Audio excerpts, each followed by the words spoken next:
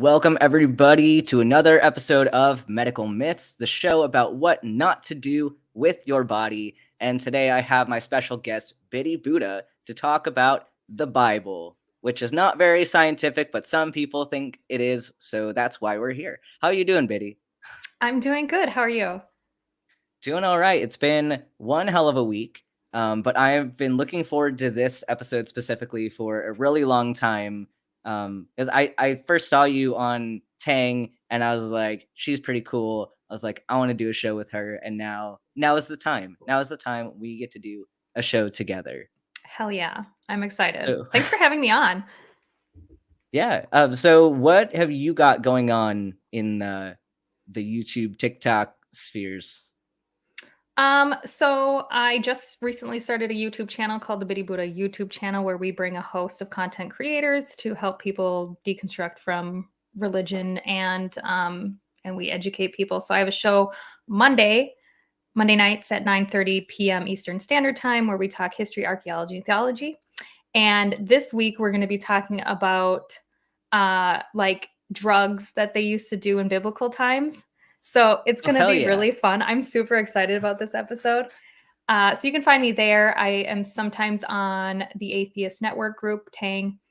And then I'm also on TikTok and Biddy Buddha for basically every username on any social media outlet. I think most people in my audience at least have heard of you at some point. So I'm around here and there, everywhere, all the time. Yeah. Yeah. So, little thing that I have added a link to the chat. We now have a medical myths bingo. So you might not get bingo today because a lot of the words on there are related to like, I don't know, natural pseudoscience-y woo stuff, which we're not covering as much today, but you can recycle this bingo card for later. And if you get bingo, let us know in the chat and I'll give you a virtual high five. This will be a really impressive bingo, it sounds, if they get it. Yeah. The odds are against them. Yeah. Yeah, but you can probably get it next week or the week after. There are plenty of times when you will hear about chakras, but we don't hear as much about chakras in the Bible, but there are some other fun things. And I sent Biddy an article earlier this week, and this is cringy. I knew we wanted to talk about medicine in the Bible, and there's a lot of claims that are made, but there's this person on this website talking about medical claims by the Bible that are confirmed by science. So they're trying to use the Bible or use science to explain why the Bible is true. And this article is something else. It is. And the funny thing is they preface the article with how the Bible is not a science book, it's not a medical book, and it's also not a history book, but it tells you how to have eternal life. So it's kind of like they want to get out that disclaimer, but at the same time prove that it is all of those things. Very bizarre. Right out the gate, I'm like, what the hell is this? Anyways. Yeah, so it's from the Herald Express where it says we deliver balanced news that matters to you. This is balanced. This balanced news. I'm sure it is. Yeah, so just like Biddy said, like the first bit just talks like it's all these disclaimers of like don't use this as medical advice, we're not responsible and all this. But then like he gives this quote from the Bible that you search the scriptures for in them you think you have eternal life, and these are they which testify of me. But you are not willing to come to me that you may have life. John 5:39-40, the New King James Version. So they're saying this is not used, it's not supposed to be medical reference book, but it's just saying that the Bible's true and you should believe in it. But he goes on like for a long time, and this might be the only article we get to today because it's long, talking about things that really don't prove that the Bible is true. No, and to say that it's not a history book, like I know this is the medical part we're going to be dealing with, but like to say that it's not a history book, then what validity is there for the Jesus mentioned? And then all of the, because it says this book is for sure how you obtain eternal life, but all the stuff in it isn't like actually historical. Like how do you pull, how do you give validity to something that's not then supposed, like you're either all or none in my opinion, but that's me black and white thinking. Mhm. But like it is funny how they fixate on a lot of the more practical medical advice, and they completely don't even bring up any of the like absolute bonkers claims that are in the Bible to heal people. You know what I mean? It's so selective. Mhm. And then they pull from like the Old Testament, but then current day say that, well, that's done away with. And so it's just, I'm sorry, tangent. Oh no, go for it. This is the time. This is the time for it. So, kind of the big aim that they're going for is in these two sentences. There are some instances where the Bible gave very specific instructions that had medical or health relation without giving the reasons why. Modern medicine has unlocked the reasons why and confirmed the writers of the Bible indeed knew what they were writing about. So this is a post hoc rationalization. We have something that happened back in the biblical era when they would have a certain cultural practice related to health and wellness, and then they didn't explain a mechanism why this was medically necessary. Most of the time, they didn't even give a medical claim for it. It was just something cultural that could be affecting health. And then it somehow was just happened to be proven correct, which some of this isn't, but supposedly proven correct by modern medicine. Therefore, the Bible must have known that that was the correct practice. So this is faulty logic, isn't it? It is, and it's funny that I can't see. It's like really tiny letters for me right now. Yeah, But in part of it, I it can zoom in. says that this is like God gave this to people, and it wouldn't be until centuries later that modern medicine figured out. So, like, where was God? Like, if it was true, it's biblically true in the Bible, and then we just let this period of time go before God's like, see, I was right. Like, it would just be right from the beginning. You know what I mean? Like, I don't know. Maybe I'm not making sense, but like the first several paragraphs, I was just like, it's really weird to read. I feel like they contradict themselves, and I kind of skimmed through it to finally get to the actual what they're going to finally talk about. But I digress. So, do you have a Bible on you, or I can pull up an online Bible? But I have this one next on my bit phone. is they're talking about Leviticus 17:6. Oh no, it's in here. Never mind. We don't need to look it up because I Okay, have it. perfect. So yeah, so we'll kind of read through this, and feel free to stop me at any point to bring up something. But I'll kind of stop after each little section, and we can discuss what was said there. So Okay. Leviticus 17:6 is likely the calling card for the Bible for this topic, and it shows an action that was undeniably medically sound, which I'm going to debate that heavily. Among the topics of the Bible is worship of God and his love for humanity. This verse showed how God took care of both in one sweeping request, demanding that the offered animal's fat and blood as his share. The people of Israel would likely not have knowledge how beneficial to them both physically and spiritually this was. So at the time their request was made. And he's going to talk about this. So we're starting off with the principle in the Bible that when you sacrifice an animal, the fat and blood were God's share, and then the priest got to eat other parts of it, right? Yes. There's a little bit more nuance to it than Mhm. what they are saying, but for the most part, yes. Would you like to expound on that? So they go on to say that there's not a single sacrifice where an entire animal is offered up. That's not true. A burnt sacrifice is the entire animal offered up to Yahweh. I don't know how far to skip ahead, but they go on to talk about how incredibly dangerous blood is. But at the same time, in both a fellowship and a sin offering, the priest puts blood on. This is blood magic, by the way. That's all this is. Like they don't understand. So the priest puts blood on his right earlobe, his thumb, and his left big toe, I believe. And then like they talk about how blood is like so dangerous, but then in a God, what is it? It's a one of the offerings, might be a sin offering. Literally, the priest takes blood and whips it at everybody in the like fellowship. So they're then covered in this blood. And so like they're like, see, God knows to protect us from blood.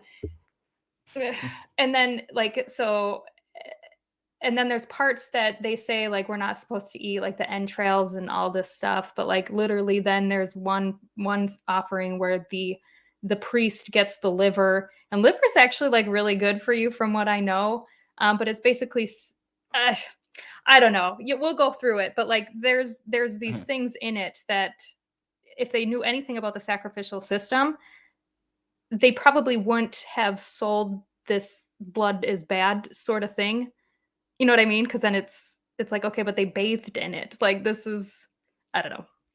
Sure, they didn't consume it, but I don't know. It's just blood magic. That's all this is that they're talking about, or what it was meant to be back in those days. Yeah. That's it. So I'll read the next little bit. I'll read. We'll go through a little bit of this fat part, and then we'll get into the blood part, because I have a lot to say about this whole section. We're going to get very, very sciencey today. So it says, God takes away blood and fat from being eaten by his people. Science confirms both are unhealthy foods. So right away, he's oversimplifying the science. And you can tell he knows just enough to be dangerously incorrect. So sure, we typically say that fat is unhealthy and that blood isn't even unhealthy, and we'll get into that. But fat, yeah, saturated fat is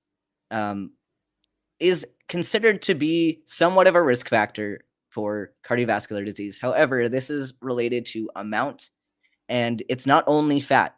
You can get at risk for heart disease from diabetes. That's one of the primary risk factors. And that's not related to fat, that's related to sugar. So you're converting any excess nutrients to fat. That's just what happens. So if you ate an excess of saturated fat, yes, you would get that. Also, if you ate an excess of anything else, if I ate an excess of protein powder, it would be the same result. So this isn't really correct. So it is correct to say that too much fat, if you eat it, like, is not great. But like that can be said about really anything else. So we'll kind of go more into this too. He says, I personally feel this is a home run for the Bible in a medical perspective because it substantiates two of the primary objectives of the Bible: worship of God by humans and the love of God for humans. Which I don't see how that's related at all. It's related to the worship, but yeah, this is interesting. Yeah, I'm sorry. Like, I feel like I've read the article, so it's hard for me to know that people that haven't read it, like everything that it entails. But to say that God gave this information to the Israelites and look at how it protected them from disease and it was super healthy. But at the same time, the oral Torah was not given to all of the other nations. And so it even says in the Bible that God, did not dwell with them. He hid his face from them. But we see other cultures doing the exact same thing. It's almost as if it wasn't God that is how we figured out what to eat, what not to eat. It's like, so like to say that, well, look at the Bible. Well, not everyone had the Bible. And we all kind of cook the same for the most part. Mm-hmm. So he brings up this example of kind of similarly to what we're talking about. And the priest shall sprinkle the blood on the altar of the Lord at the door of the tabernacle of meeting and burn the fat for a sweet aroma to the Lord. Leviticus 17:6. Did the early Israelites wonder why God demanded the blood and fat of animal sacrifices to be offered to him? Why not the entire animal? We just kind of went into that. So And here's a they clear were cut. particular Oh, ones. Go go ahead. for it. Nope, go ahead. Okay. Here's a clear cut instruction on blood and fat. This shall be a perpetual statute throughout your generations in all your dwellings. You shall eat neither fat nor blood. Leviticus 3:17. And the Lord spoke to Moses, saying, Speak to the children of Israel, saying, You shall not eat any fat of ox or sheep or goat, and the fat of an animal that dies naturally, and the fat of what is torn by wild beasts may not be used in any other way, but you shall by no means eat it. For whoever eats the fat of an animal of which men offer an offering made by fire to the Lord, the person who eats it shall be cut off from his people. Leviticus 7:22 through 25. Do you have anything about those verses? I'm always like, theology is my thing, right? And so if you go to Leviticus 19, that is all of the food laws. So it's interesting that they say, like, at the end of that verse, that if you eat these things, you will be cut off. But at the same time, they say that about anything that doesn't chew the cud. They say that about pork. They say that about shellfish or any fish that doesn't have scales. They say that about rabbits. I mean, rabbit is healthy meat. And so you take and you pick and you choose, and they can say that, well, yeah, eating pork is bad for you, but they're not implementing. And like, they all say that Leviticus is done away with, right? And so there's no consistency on what you're taking, as then, like, look at how God has ordained a way of life for us to be sustainable and live healthy, and then completely disregard it in your modern day life. Do you truly believe that this is then medical advice? And I would say no. You know? Yeah. Yeah, so there is clear indication that blood and fat are prohibited to be eaten. While these demands are made for worship and sacrifice purposes, they also make sense in a medical way. Medical wisdom today revealed pretty good reasons why eating animal blood and fat are undesirable and unhealthy.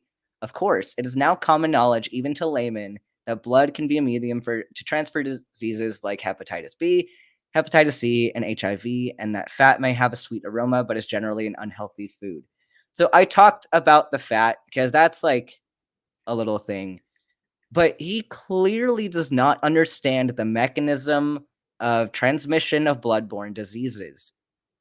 Eating, well, okay, things like Hep A and Hep E are like transferred by water, so those ones you'd be able to get by ingestion. Hepatitis B, hepatitis C, and HIV, you're not gonna get by eating them. You have to have some access to your bloodstream. So normally, when you get these as sexually transmitted infections, it's by not to be like super crude, but trauma associated with intercourse. You have trauma to the mucosal lining. You open an avenue for the virus to infiltrate.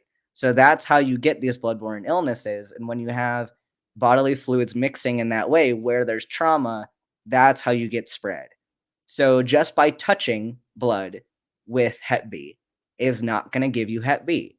There has to be a mechanism in place to do that, and he doesn't understand it.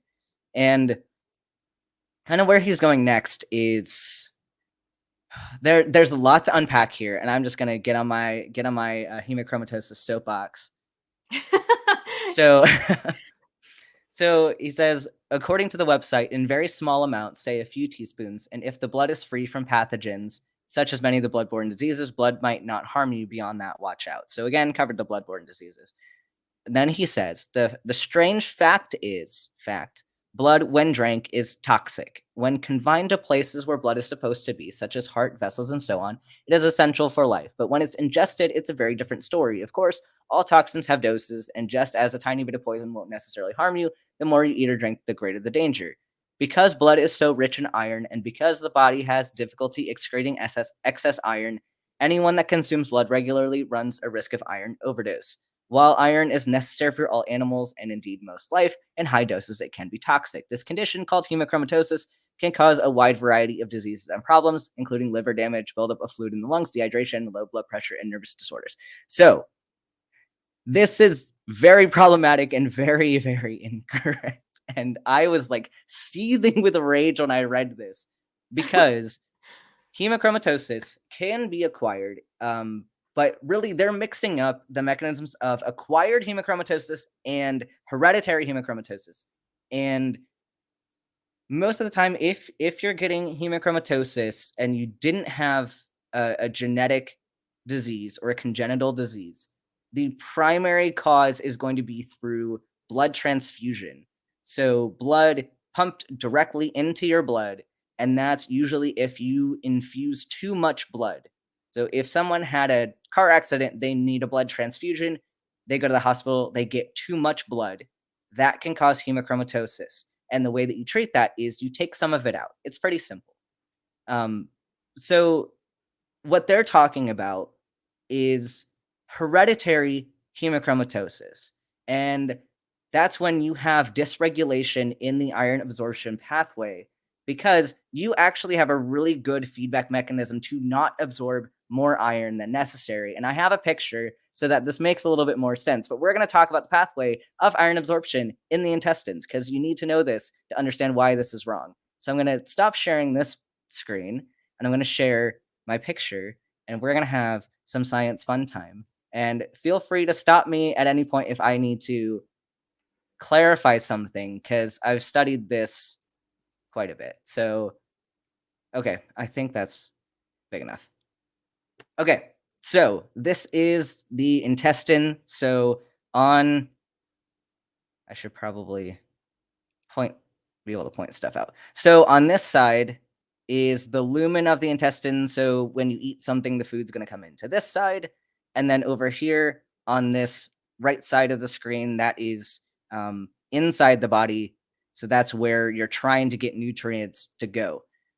So unlike when we talked about drinking your urine, I did talk about how certain compounds can cross the lumen into the body, like ammonia. Ammonia did this because ammonia, not ammonium ion, that is not permeable, but ammonia is permeable because it can cross through the lipid membrane.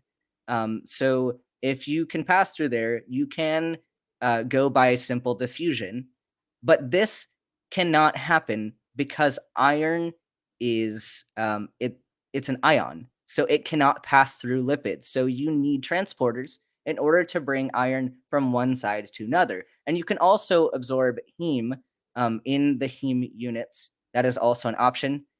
So what you need to do is use these transporters. You can have heme iron going through a heme transporter to the inside of the cell. You can also have non-heme iron in the form of ferric iron. Ferric iron will need to be converted to ferrous iron by cytochrome B, and then that can go through the DMT1 transporter. And so the iron is going to be stored in the cell in this membrane of the intestine.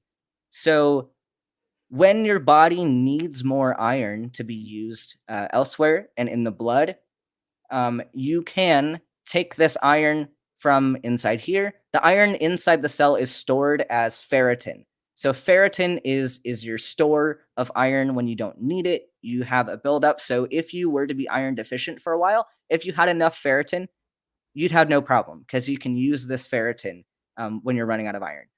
So when you need iron, you take this ferritin and you convert it. Well, you pump the iron out as ferric iron because you can only pump out, or ferrous iron, and then that'll be once again converted to ferric iron and then used in the blood for whatever you need it to be used for. And this will, once you have enough, you trigger something called hepcidin, and hepcidin will inhibit ferroportin 1. So when you don't need any more iron in your bloodstream, you're going to inhibit ferroportin 1. You're not going to use more of your ferritin. The iron coming in here is going to be stored as ferritin, and if you have enough ferritin, you're just not going to bring in more iron. So it's very difficult to get hemochromatosis from absorption of iron, but because you have this mechanism preventing you from taking in too much. However, if you have a mutation in hepcidin, that's where the problem occurs, and that's how you get hereditary hemochromatosis, because you cannot regulate this pathway anymore. So if you cannot inhibit ferroportin 1, then you're going to uptake a lot more iron than you need, and you're going to use it. So that is why he is wrong, and you're not going to get hemochromatosis from eating blood. That was a lot. That was really good. I learned some shit. Like, that was really well said. Who So knew? I hope that I wasn't didn't. too ridiculous. But, No, that was good. so I'll share this article back. But that was the biggest thing that like drove me nuts about this article, because he knows enough. Like, he probably Googled hemochromatosis, or like Googled like, is blood toxic, and then someone said hemochromatosis, and he was like, this is it. Like, but no. No, there's nuance. Like Biddy said earlier, there's nuance to all of this, and it's not just this black and white, this is good, this is bad, or like, this is what was said and this wasn't what was said. There's a lot of context that he's missing out on. Absolutely. I feel like we need to debrief after that. I feel like the shit. Okay, so I used to be off topic. I used to be a tattoo artist, and so like we had to do like cross contamination classes and all that shit. And my biggest fear was hepatitis C, because that's kind of the thing that we all have to be cautious of. And so I was told that hepatitis C can live in dried blood particles for up to 2 years, and if it gets wet, it is reactivated. And so like, you don't even want to touch it or you'll just get hepatitis C. And I was like, oh my God. And so I was so overly paranoid about everything. I mean, that's probably a good thing. I was to be a little over sanitized, but yeah, so that's kind of not true. You literally have to like get it through like a giant open wound, and there has to be a substantial amount of it to contract it. Like, I mean, little amounts you could still contract it, but the issue, like with the tattooing, is because you're causing trauma. So, True. So that makes sense. But like, if you put your finger on some blood that has Hep B and you don't have any open wounds, like, you're probably not going to get it. Okay, would have been a little bit more ease of my anxiety back in the day. Yeah. So then he pulls also for the fat thing. He pulls this article from healthline.com, because healthline.com, obviously peer-reviewed study, not just some, news website, saying that most saturated fats are animal fats, which is, I mean, yeah, but also coconut oil is basically a saturated fat.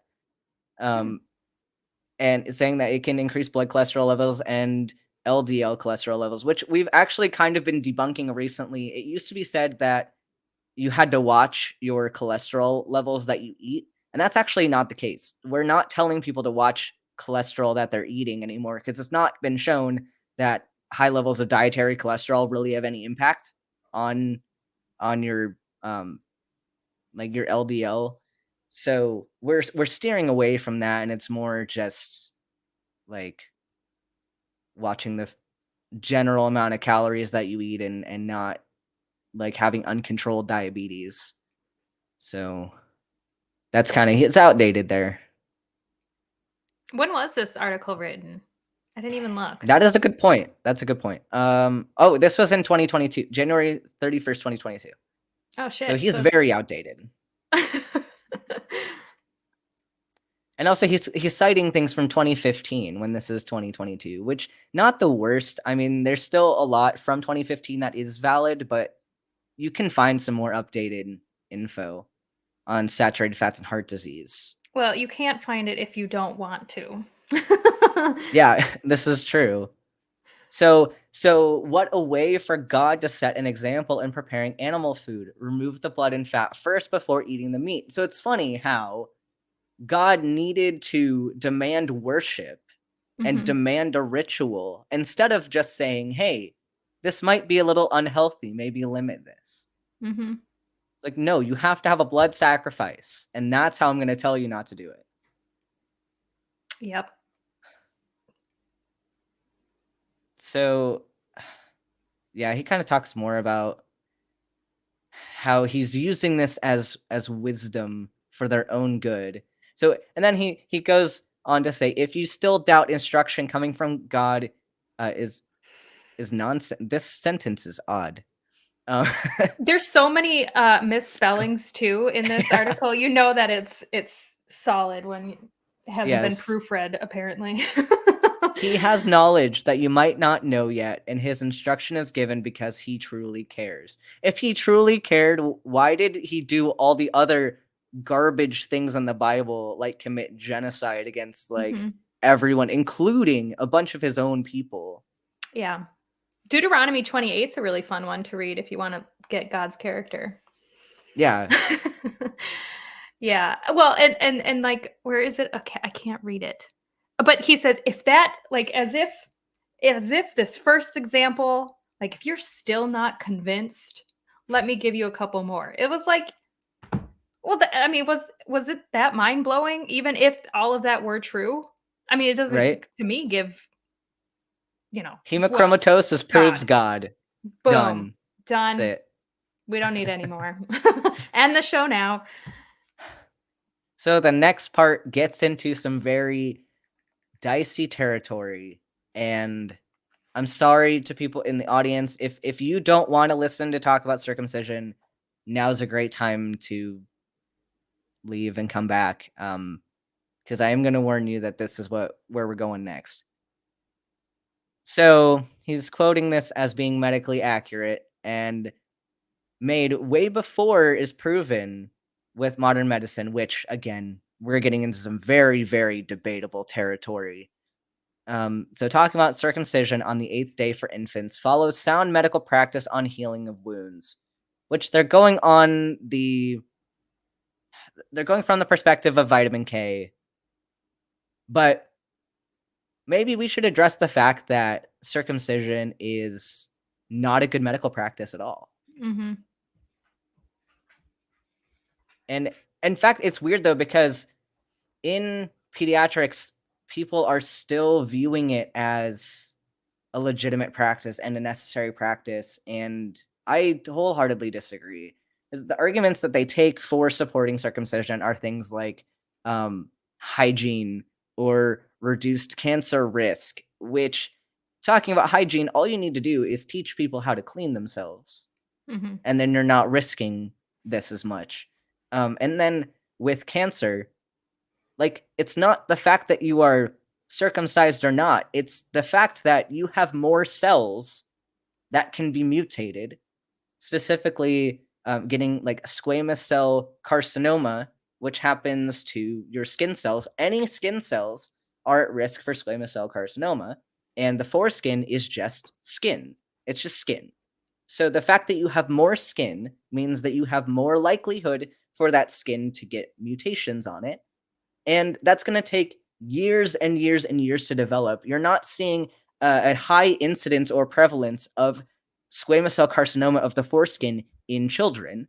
That's something you're going to see way down the line. So even if that is the reason why you're doing it, there's no reason why it couldn't be a consensual decision for someone to make in their teens or adulthood if that's what they choose to do. Why do we need to do it so early, especially when you're causing dysfunction of an organ and you're causing incredible amounts of pain? They're not able to consent to it, and Mm-hmm. it's something you can't go back and undo.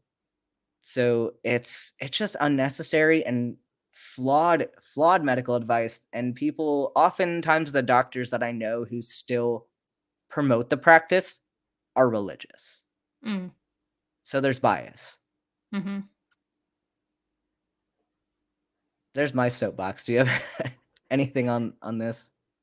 I just find it like, they say, well, on the 8th day, what do they say about blood clotting on the 8th day? Therefore, God knew this, Mhm. but there's no reason to even be threatened by the days in which we need to not have our blood clot if we're just not chopping our penis ends off. You know what I mean? And like to Mhm. talk about hygiene. So God, if that's the argument for circumcision, culturally and you learn this on my show. Culturally, they practiced communal bathrooms where they used a stick with a sponge on it, and everyone wiped their own ass with the same stick, and disease was spreading that way. So like, why didn't God intervene to be like, hey, don't share, anal Q-tips and you won't get disease? But no, it's this, all of this is not medical advice. It's literally just blood magic, worship, like ritualistic practices have nothing to do with, it's a terrible argument, because it can just be contrasted with other shit that was unclean and God never even said shit about it. You know what I mean? Right, and exactly. You don't need the highest levels of vitamin K for clotting if you're not causing the trauma. Right. So just don't cause the trauma. There are very few cases where circumcision is actually medically necessary. And that's primarily in the case of phimosis and paraphimosis.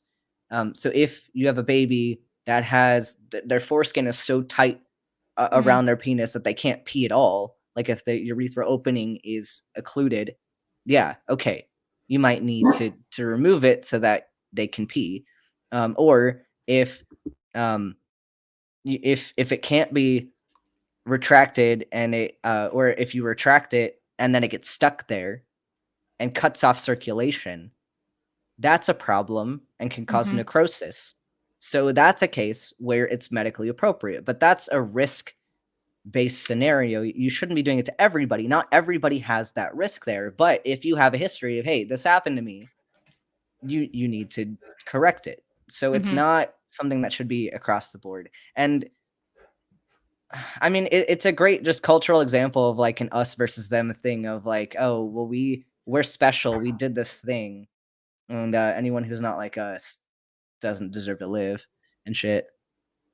Well, it like, and it kind of crushes the Christian theology, but circumcision wasn't created with Abraham. I mean, this was practiced in Egypt culture long before. So they are not even the origins of this God ordained advice. But we just ignored history. There's the question from Titan. So you're not going to get a phimosis from someone who is circumcised because it's specifically related to the foreskin. So they wouldn't have a phimosis. So the next little bit, so I talk about vitamin K, and then we're getting into some fun stuff. Also, I did want to mention something about fat that I forgot to mention. It's very easy, even looking back at that time frame. If you had access to dead animal bodies, you also had access to dead human bodies. It's very easy to compare, like, hey, this animal has this fat tissue on it.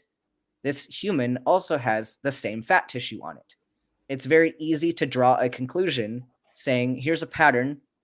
If I eat this, I might get more of this. And you might see if you have a person who ate a lot of food during their lifetime and then they died and then they had extra fat tissue on them, you could draw a conclusion in your own brain of there's a connection. This person that ate a lot of this had a lot of the same thing in their body. So it's not even necessarily that they didn't know. It's not nuanced. They don't understand the mechanism or why that happened, but you could understand, hey, there's a connection. This person has a lot of what this animal had. Maybe don't do that. So it's not even medically profound there, but that's slight tangent because I forgot that point. So we're getting into a certain viral pandemonium because YouTube doesn't like a certain word. Yeah. So I'll try not to say it. And yeah, I mean, if you say it, it's probably not a problem. They probably won't catch it. But if I say panini or pandemonium or panda, y'all know why. So they're talking about spit and exhale droplets that spread diseases. So way long before the viral panini reminded everyone of the danger of transmitting diseases through coughed and exhaled droplets. The Bible fired a warning on being in contact with them. Here's God himself telling Moses to quarantine Miriam, who got spit on. Then the Lord said to Moses, if her father had but spit in her face, would she not be shamed 7 days?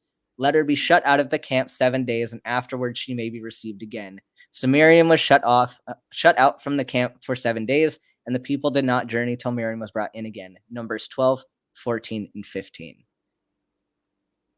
I feel like you might have something to say about this. I'll let you go.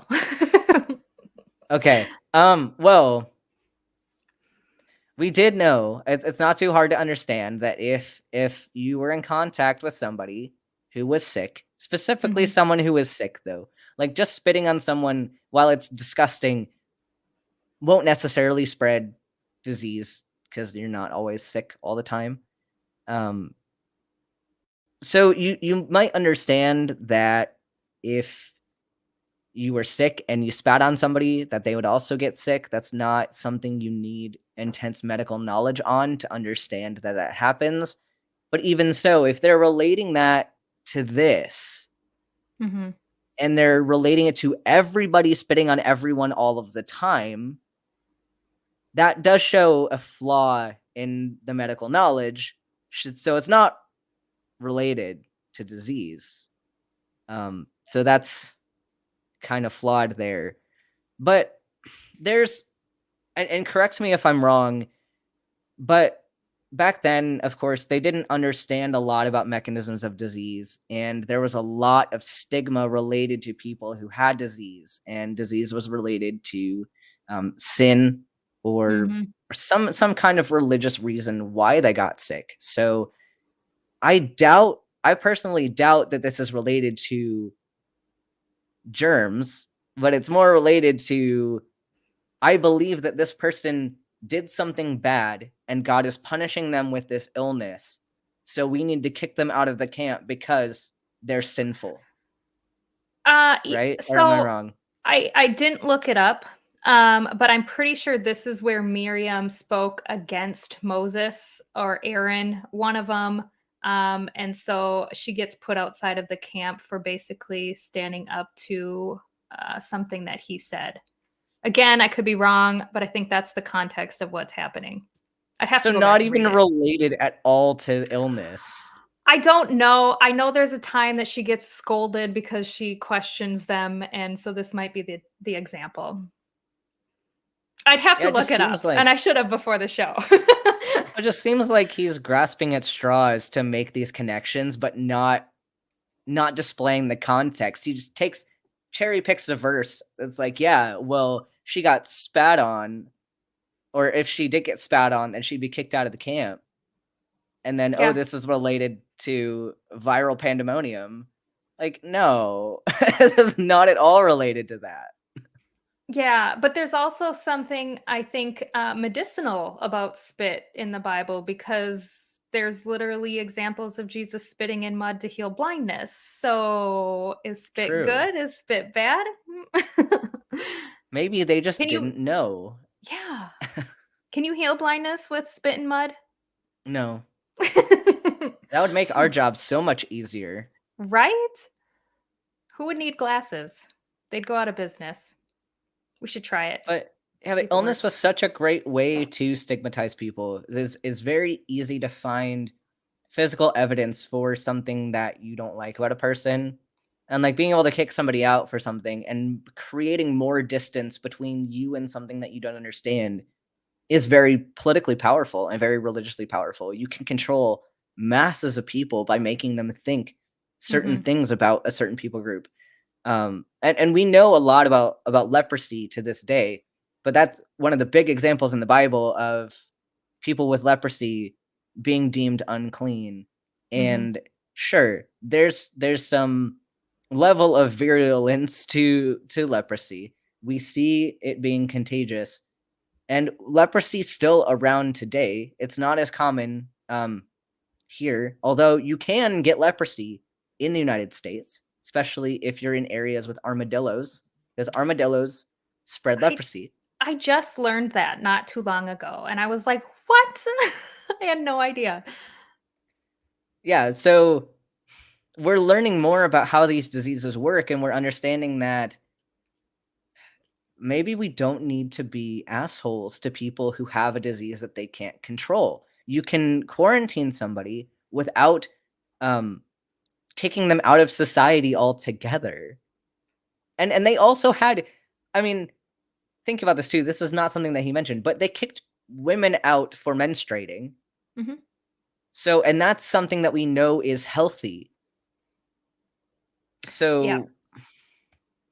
I was raised to believe that that was the curse. That is menstruate, oh, because it same. is, and like, yeah, the Bible says you're not even supposed to sleep in the same bed for the time that they're menstruating. You're not supposed to sit in the same chair. Now, granted, like, obviously there was probably like, I don't know what they used to, have the bleeding not get on stuff. But I would imagine that this is more speaking just that they are cursed during that time. They are unclean.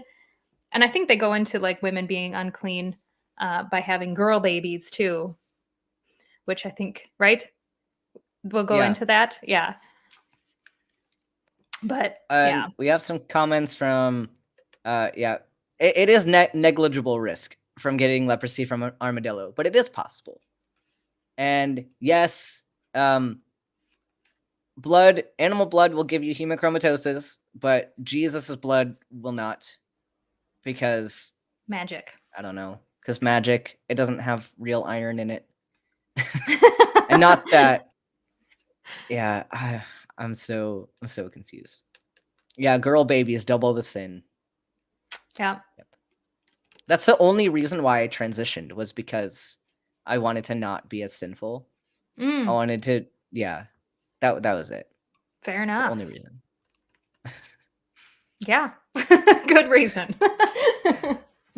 So medical experts encouraging the wearing the face mask and other types of physical protective equipment against contact with cough droplets. In addition, different health offices of governments emphasize the importance of quarantine and social distancing to prevent becoming a close contact of infected persons. That has nothing to do with what you just said. I mean, yeah. And I like how because it's in the Bible, therefore that's where it derived from. You know what I mean? Like, how do we have proof that, I don't know. It's almost as if all this shit was just culturally practiced and learned So why through didn't pattern. Yeah, so why didn't God tell them to wear a mask? If that's where we're going with this. Mm-hmm. I don't know. And the irony in the people most currently opposed to mask mandates and, quarantining through the panda currently are the ones that are religious. Like, ugh, whatever. Yeah. So then they talk more about leprosy. Here we're really getting into the leprosy. Here's the Lord instructing a person sick with leprosy to identify him or herself and be isolated. So if you are non-binary, you cannot get leprosy. Good job. Proud of you all.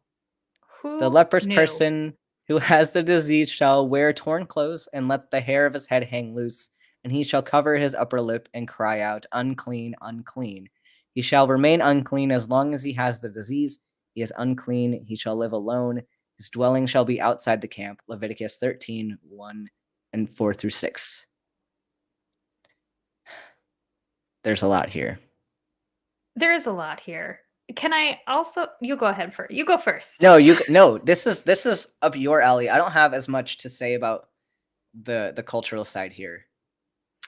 Well, I don't know like how prominent leprosy was back in the day. I think it's fair enough that they practiced sending the sick person outside of the camp. That's cool. But like there is, so in Second Kings 9, I don't know, I used to know this shit so much better. But a leper comes to Elisha and he says, what do I have to do to be clean? And so instead of Elisha keeping literally how God commands people to be clean, he says, go bathe 7 times in the Jordan. So like everything is so, like, this seems more instructional, the other is magic, but then where do you differentiate between what is magic, what is God, and then why do we even have those particular rules when God could just heal you by healing you? Like, there's, you know what I mean? So the Bible contradicts itself on what to do with leprosy. Also, I think the Bible doesn't understand the differences between the types of leprosy because there are multiple types Mm, of leprosy, and I think the Bible specifically is talking about cutaneous leprosy and not tuberculoid leprosy. Is you can have types that specifically act like tuberculosis and is pulmonary, I believe, granulomatous disease. So I don't think they would have been able to differentiate between tuberculoid leprosy, if they even had tuberculosis back then, uh, or if they had a bacterial pneumonia or anything. They didn't know how to differentiate. We know now because we know what a mhm, granuloma is. We know because we can look for it. We can do a chest X-ray. I can find a granuloma in your lungs. I can find a lobular consolidation or an atypical pneumonia that has like a more interstitial presentation, we can see that. They wouldn't be able to see that. If you had a pulmonary disease, it's pulmonary disease. And they wouldn't have known that leprosy can cause a pulmonary disease as well. So probably a lot of people slipped through the cracks with tuberculoid leprosy, and they really only would have known about cutaneous, and mm, that's what people would have been able to see anyway. So, it'd be interesting if I don't know, not saying that getting more of the science right would convince me, mhm, but an all-knowing, or at least a maximally knowing God would know what diseases were related and what diseases could be caught in certain ways, presentations of all of it, and it just seems like God doesn't really know much about disease. mm-mm. And not to mention, again, not to mention the countless verses where God says that those that keep his commandments or like he'll protect them from all disease. They will not come near their house. And then yet we see literally in the next, the book of the Bible, his people having to get sent outside the camp because they're sick. Well, what the fuck? Did you Mhm. not want to keep your promise? So Right? it's so stupid. It's all so dumb. And I can't believe I believed it for so many years. Oh, same. Same. I was, Ugh, like, deep into this, and I mean, multiple things caused me to leave, but, I mean, getting a biology degree yeah. really, really made that hard to stay in. Yeah. I will say that, so because I came out of Messianic Judaism, and like we truly believe that if you kept the commandments that sickness didn't come near you, and James 4 and like all these verses that support that, because we were better. We were doing the whole Bible, not just the New Testament. And it was Yom Kippur, which is the holiest day in the Bible, right? And we were Mhm, having a worship service that was going to be publicized, or public, uh fuck, word am I looking for, broadcasted to all over all these messianic congregations. And our lead singer got bronchitis literally like 2 days before. And so with that said, I'm thinking, okay, it's Rosh Hashanah or Yom Kippur, and she's keeping Torah, and we're doing what the Bible says, that to take them to the elders, anoint their head with oil, and they will be healed, right? Did that. And it was in that moment that I'm like, this is all bullshit.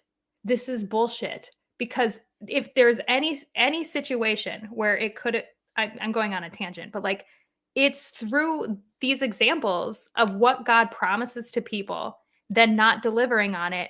And all we do is we just rationalize it by God's ways are higher than ours. That's mhm, bullshit. That's what you say to all these unanswered prayers, because you're not getting the results that are supposed to be. Like, prayer should work like the scientific method, mhm, demonstratable and repeatable according to God mhm. himself.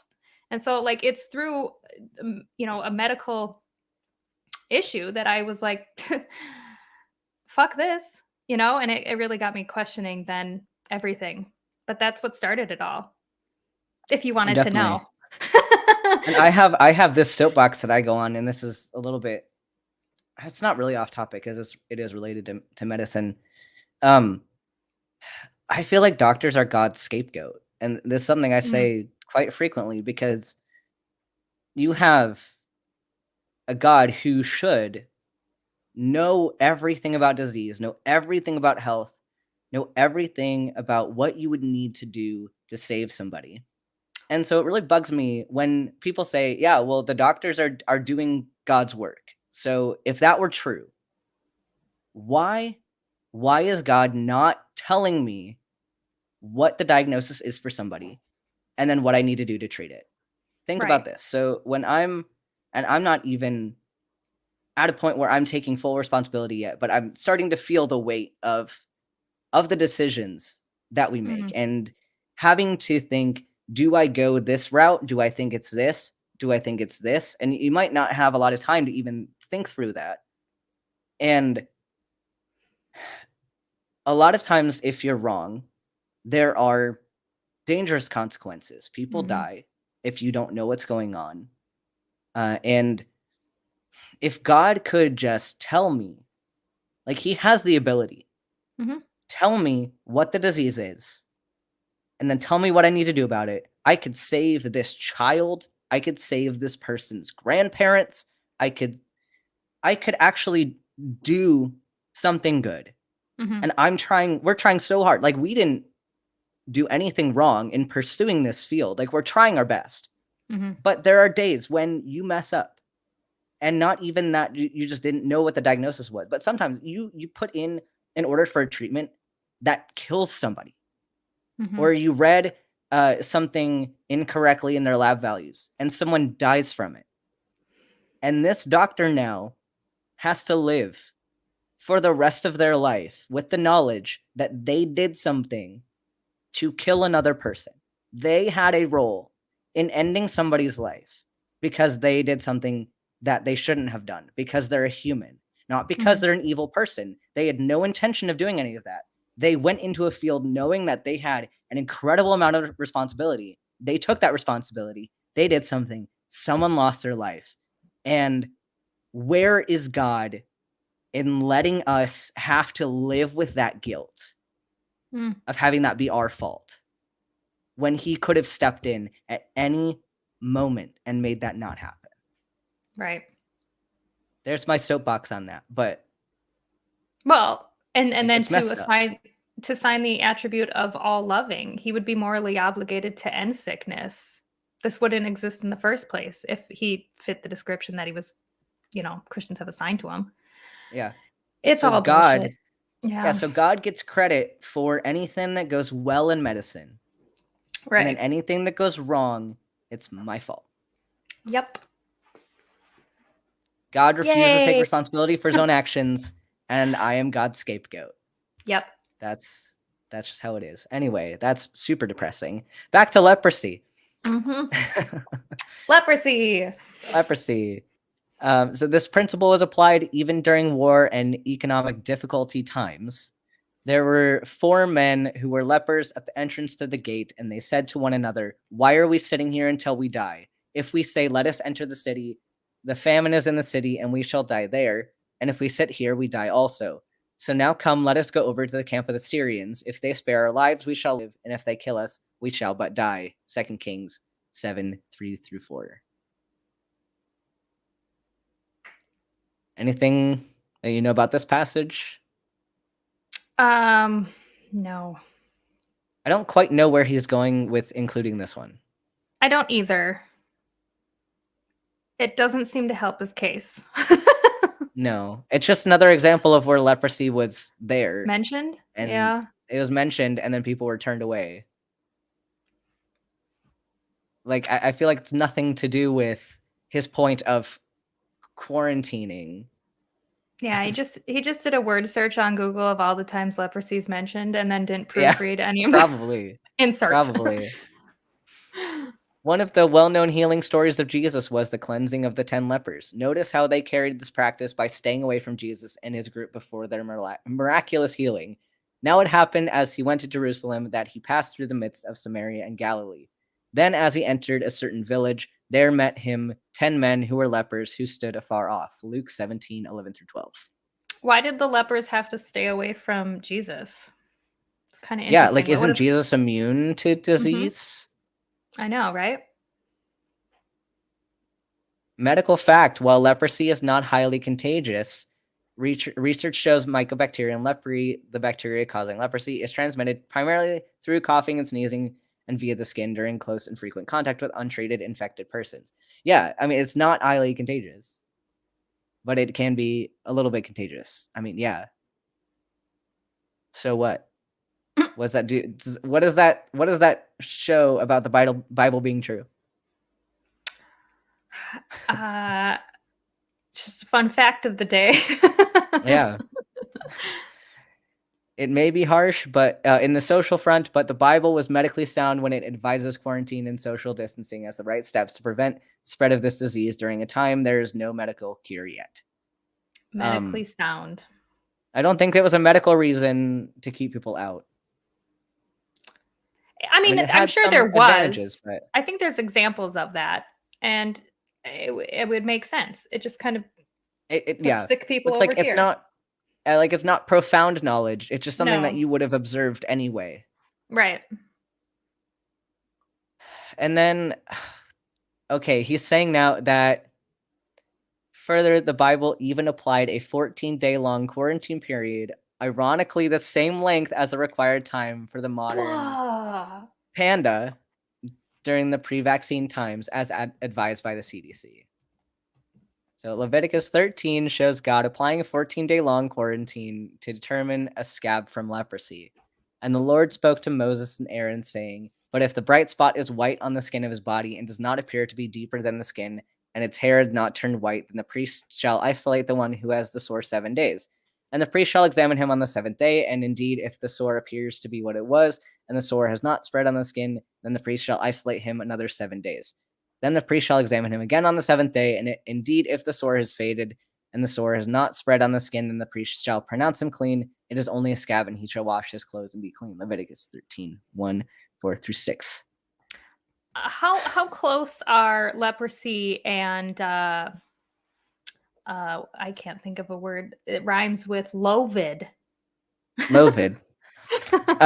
They're not. Yeah. They're not.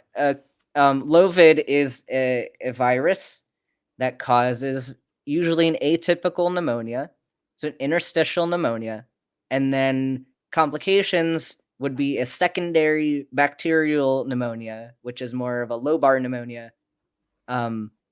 Mycobacterial pneumonia is different. So leprosy is more similar to tuberculosis than to lovid or any like pneumococcal pneumonia. So, I mean, the fact that they arbitrarily picked the 14 days, okay, but also this is dermatology, and dermatology is complex, and I hate dermatology for this reason because everything looks the same. And like my least favorite question, if you want to terrify a medical student and like make them just like stop in their tracks, you ask them the phrase, "Describe the rash," because that will make them freeze. Because anytime we have to answer that question, it's an essay. It's like you are describing every detail about this. And there's like, yeah, they would not at this time frame, they would not be able to differentiate a rash from leprosy, from scabies, from a spider bite, from eczema, from squamous cell carcinoma, from basal cell they're not going to know this stuff. Yeah. So of course any type of like dermatologic condition you get, they're going to treat as the same. You don't need to quarantine somebody for a carcinoma. I could probably tell you if something is a cancer or not. Like that's easy enough.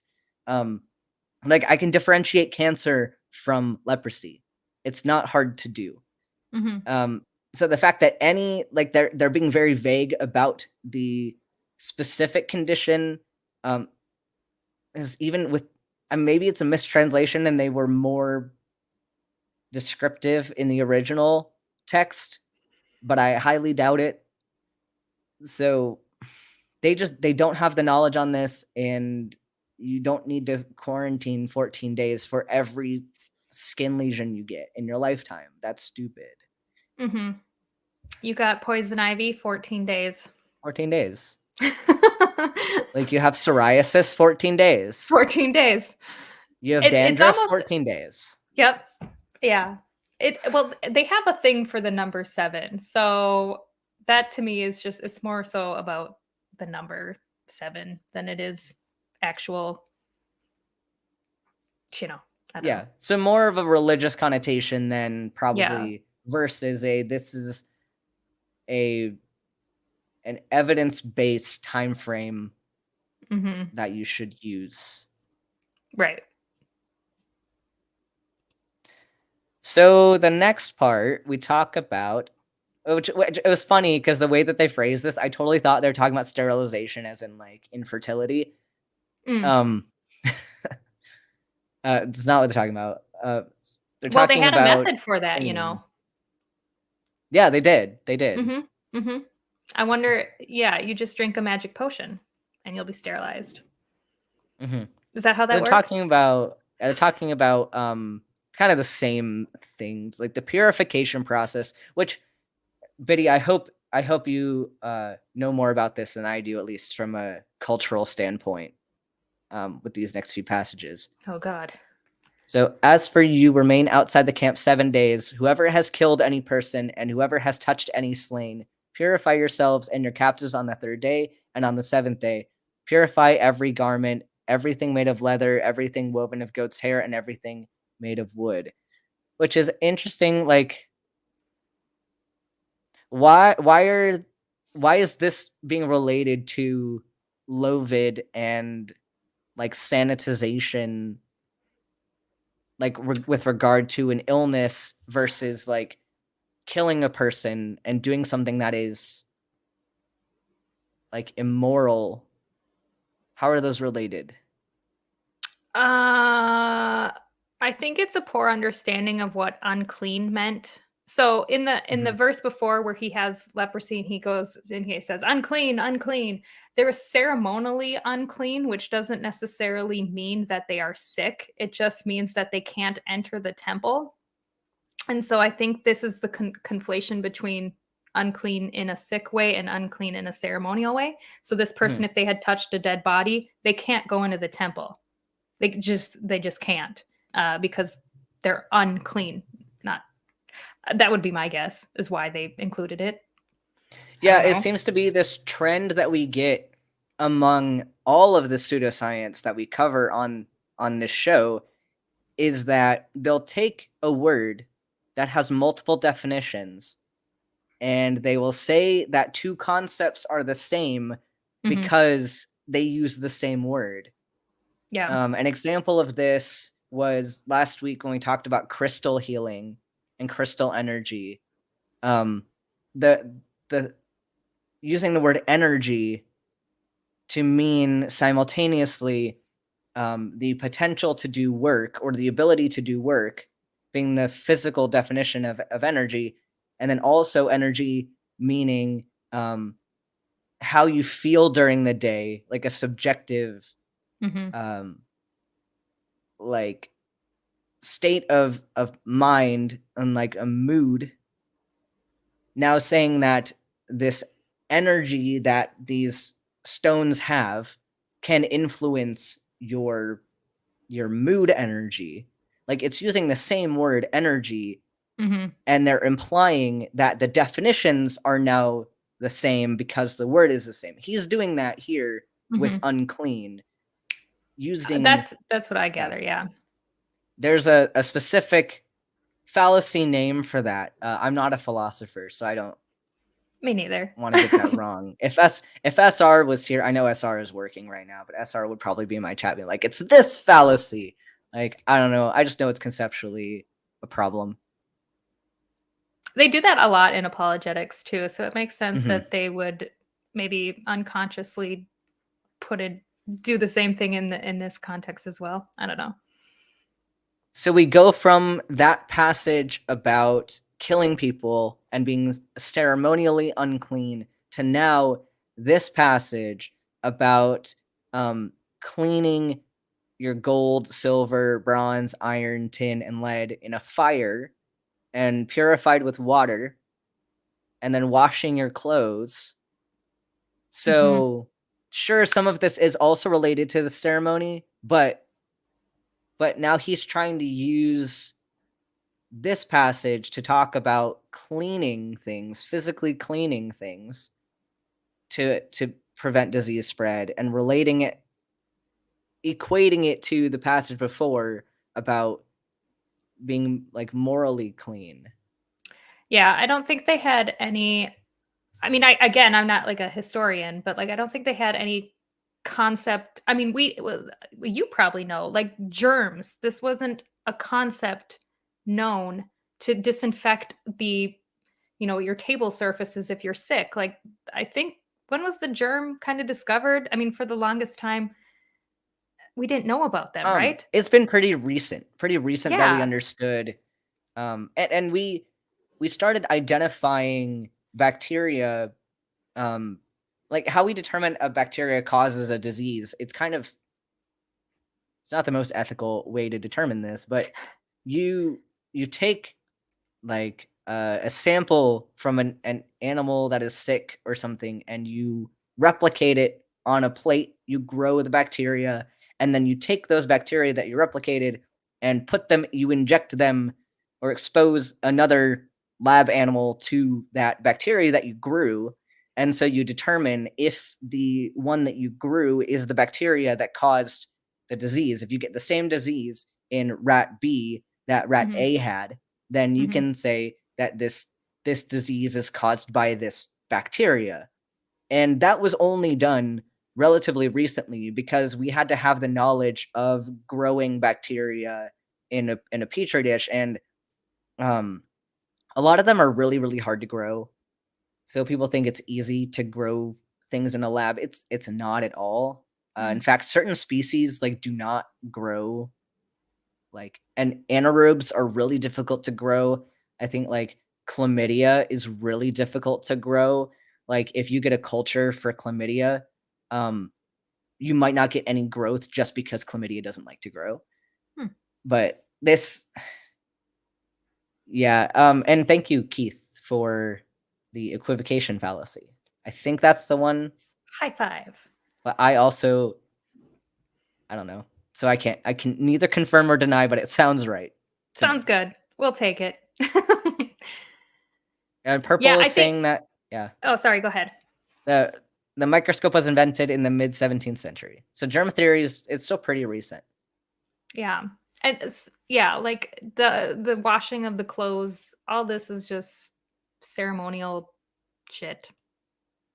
I mean, So then he's saying that it is common knowledge that removing, killing, or deactivating fungi, bacteria, spores, and other harmful microorganisms and biological agents present in a specific surface, object, or equipment is a good hygienic practice. It's the reason we wash plates and spoons before reusing them.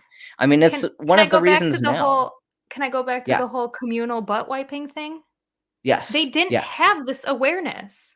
And Mhm. if like he thinks that this is just, oh, we all knew that germs existed, and no, you didn't, or you wouldn't be using the same Mhm. butt scrub. Like this isn't whatever. Well, Whatever. also like you're making the claim that that was the reason why they washed their dishes back then. Like you can't convince me necessarily that they didn't wash their dishes because there's something on my dish and I don't want it there anymore. I got some Right. crusty old food on my plate and I don't want that there. Yeah. So I'm going to wash it off so it's no longer on my plate. Like Yeah. that's a reason why people can wash things even if they didn't know that germs existed. Yeah. Yep. Ugh. Oh, I think it's funny because they're referencing a lot of Canadian things, so maybe they're Canadian. Hmm. Here you go, Canada. Yay. And this is an interesting one. So washing and bathing in running water. And when he who has a discharge is cleansed of his discharge, then he shall count for himself 7 days for his cleansing, wash his clothes, and bathe his body in running water, then he shall be clean. Leviticus 15:13. I want to know what they are referencing with discharge. So this was something I will tell you that when I was this was a question that we had. Like, I mean, I'm sure there's an answer out there by some rabbi or some Christian apologetics, but like oftentimes it was like, okay, so does that mean after intercourse with a wife that now the man can't attend church? Does it, like what does this mean? So I don't know. I didn't look into it enough to know what the discharge is Yeah, like or I'm what the wondering if you apologetics are. had, like, if you ejaculated in your sleep, like, are you unclean now? Maybe. Yeah, I don't know. maybe. Yeah, probably. Or are we I mean, talking like an abscess, or what are we talking about? This is super vague. yep. Yeah. I mean, I remember sitting with people and trying to figure out what this meant. So, but Yeah.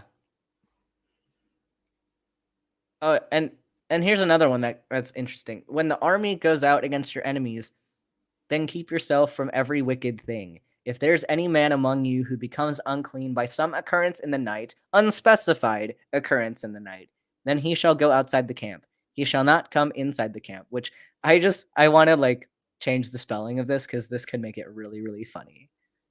But it shall be when evening comes that he shall wash with water, and when the sun sets, he may come into the camp. I want this to say cum. I really do. we By could, some yeah. occurrence in the night, you shall not come inside the camp. I like it. We'll do it. Yeah, I mean, wash your hands. I mean, if you get nasty stuff on your hands because you had some occurrence in the night where you came inside the camp, it's probably a good idea to wash your hands afterwards. Yeah. Proof God exists. Yeah, and then he talks about hand washing, and I don't think we need to spend too much time on all of that, and we don't need to Yeah. talk about the bats. Then this little bit here, he talks about loss of blood causes death, and blood gives life. I mean, this we don't need to talk a whole lot about it because I mean, you can infer this just by like I killed a person, their blood fell out of them, they're no longer alive. Mm-hmm. Like, it's not hard. Anything about that? I didn't make it this far into the article. Yeah, no, it's long, and we'll probably end here soon because we've been going for. Because I try to keep it around an hour and a half. So, but he also okay. This is getting weird, and this will give you some bingo points, everyone. Ooh. He talks about laughter is like good medicine. So he says, a merry heart does good like medicine, but a broken spirit dries the bones. Which seems like this is, a metaphor. This is a metaphor, or I guess it's a simile because they use like, but I mean, I don't know in the original language what they would classify as a simile versus a metaphor. I don't care about that. The point is, they're not literally saying that laughter is medicine. Mm-hmm. They're saying they're both good things, and that they can be similar in the fact that they're both good things. But that's not like Proverbs.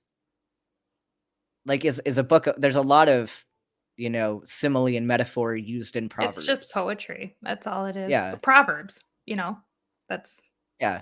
It's like, hey, some words of wisdom, but it's not like it's not meant to be scientific fact. Unless you want it to be. Unless you want it to be. And yeah, he's trying to that, like, yeah, because laughter does increases your respiratory rate, which could be good or not. It increases endorphins. Yeah, I'm not denying that laughter is good for you, and having a good mindset can be good for you. And it does, like, there's a lot of stretch here though, because and I'm giving this to you all for the bingo. Improve your immune system. It's claiming that negative thoughts manifest into chemical reactions that affect your body by bringing more stress into your system and decreasing your immunity. Fucking bullshit. No. And yes, positive thoughts can probably do things with neuropeptides, but like, no, you're not going to boost your immune system by being positive versus not. That's ridiculous. And yeah, improve your mood. Having a good mood would improve your mood. Wow. Profound. No shit. I think we should do a part 2 on literally the shit that's in the Bible. Like, we didn't even touch on their like genetics and how they think that works. We should do a part 2. We should. That'd be fun. Yeah, because the rest of this, he just goes into talking about why you should convert to Christianity. Yeah. So, yeah, let's debrief on all that. How, like, kind of, what are some takeaways from what we talked about today? That it's not a good article.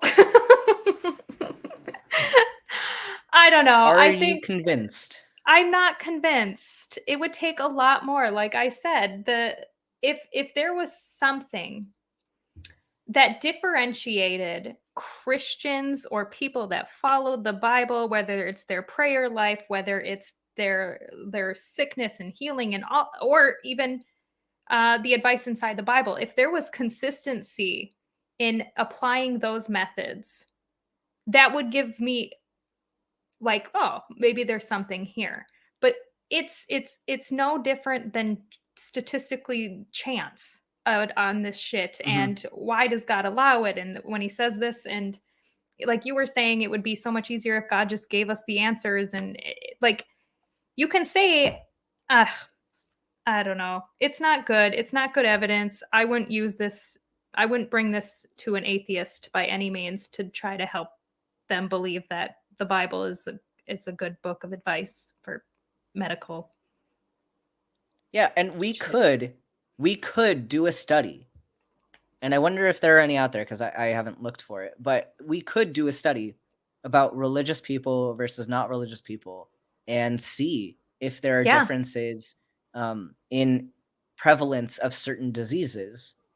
And we could generate a p-value. We could determine whether or not there is a statistically significant difference between those populations. But it's not likely that there actually is one. Yeah. We could study that, but we could, if they really wanted to scientifically demonstrate this, they could. They could put it to the test. But I think they know, I think a lot of them know that it's not possible to, or it's not going to happen in their favor. So. Well, look at all the examples of believers getting lovid.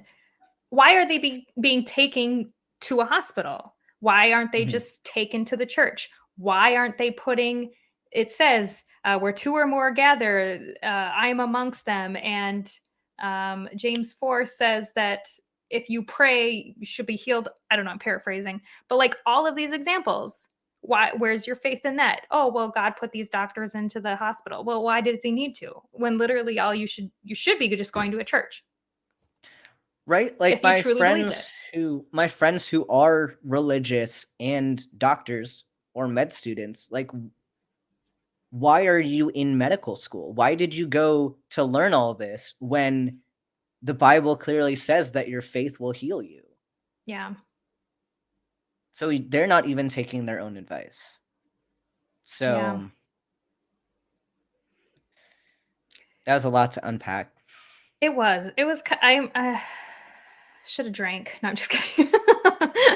It's a little early, but no judgment. It is a little early. No, it was fun. And I think that I think they pulled the most like plausible. Doesn't sound absolutely ludicrous. I think we do either a part 2 on the Bible's understanding of genetics, because Jacob is a really great story of that. Or 2, we pull the shit that is absolutely crazy, that like you hit all of the real crazy stuff in this article. You didn't even bring up that stuff. I think we do a part 2. I am inviting myself back on. I would love to have you back for a part 2. We'll talk. We'll talk about getting you back on. This was a really, really fun episode. So Well, let's. Oh, we got the doggy. But would you like to chill a little bit? Tell everyone where they can find you, what's going on for you coming up. My dog's going to be barking. You can find me on the Biddy Buddha YouTube channel. We just started a show on Monday nights at, I think I already said all this, but at 9:30 p.m. Eastern Standard Time. And we have an episode this Monday about the drugs they did in the ancient world. So it should be fun. Perhaps some of the Bible stories that might have came out of being on psychedelics. I'm really excited about that episode. And then you can find me on TikTok at Biddy Buddha. I'm also on Twitter, Instagram. And that's about it. I don't think I have anything coming up. And if I do, I'm sorry to the content creators. Can someone grab Biddy's links and put them in the chat? They're in the description, but if anyone has them, wants to throw them in the live chat, that'd be awesome. Cool. And then on my end, we got some really, really fun stuff coming up this week. So after this, we have the Patreon after show, and I will be doing some medical stuff, hanging out. That's going to start in about 15 minutes from now. So go hang out there. That's at patreon.com/studentdrben. You also get access to other fun stories and things that I post up there that I don't post up on my YouTube. So if you'd like to help out, that's a way you can do it. Also, I have a Discord. If you want to join the Discord, we have fun there. I have trivia nights on Fridays. And then the big thing, the biggest thing that's coming up, and I'm really excited about this. Tomorrow there's a really, really small atheist show. I don't know if any of you have heard of it, called Talk Heathen. But I'm going to be on Talk Heathen tomorrow. So Congrats. Really That'll excited. Be awesome. Who are you hosting with? I'm with Kenneth Leonard, and it's going to be a great time. That'll be awesome.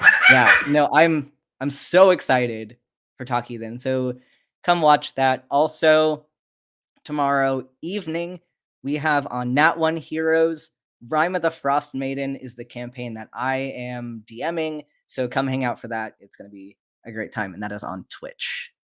So, thank you all for joining us. I know the puppy's still going. Anything else you wanted to share, Biddy?